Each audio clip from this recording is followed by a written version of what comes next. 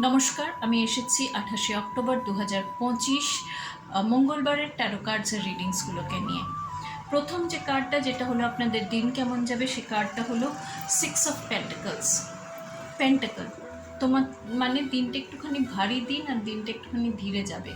এই দিনটাতে আপনি একটা বেশ ভালো জায়গায় থাকবেন, মানে আপনার কাছে জীবনের যেগুলো গুরুত্বপূর্ণ জিনিস সেগুলো থাকবে, পয়সা কড়ি থাকবে আপনার কাছে, কিন্তু আপনাকে এই দিনটাতে একটুখানি দিতে হবে, এবং আপনি ওই দেবার ব্যাপারেই আপনি একটু কৃপণতা করবেন বা একটু মেপে ঝুপে দিতে দেবেন, সেটা করবেন না। একটুখানি খুলে দেবেন।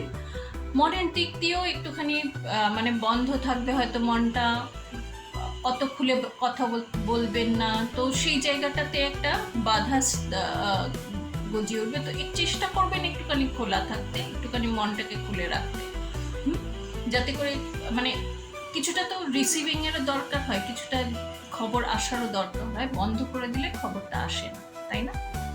আচ্ছা, তারপরে যে কার্ডটা, যেটা যেটা নাকি আপনাদের কাজকর্মের কার্ড, সেটা হলো দ্য মুন।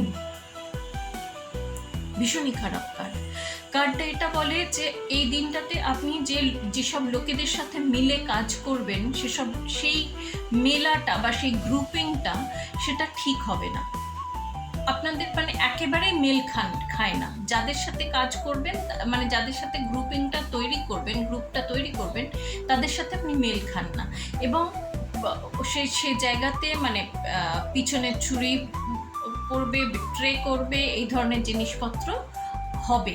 এবং আপনার যারা সিনিয়র্স আছে অফিসে, যারা আপনাকে প্রোটেকশন দেয়, তারা সেদিনে এই জায়গাটাকে সামলানোর জন্য তারা থাকবে না। তো ভীষণ ভীষণ সতর্ক থাকবেন এই দিনটাতে, যে কোথায় কি করছেন, কার সাথে বসছেন কাজ করতে, একটুখানি সতর্ক হয়ে থাকবেন।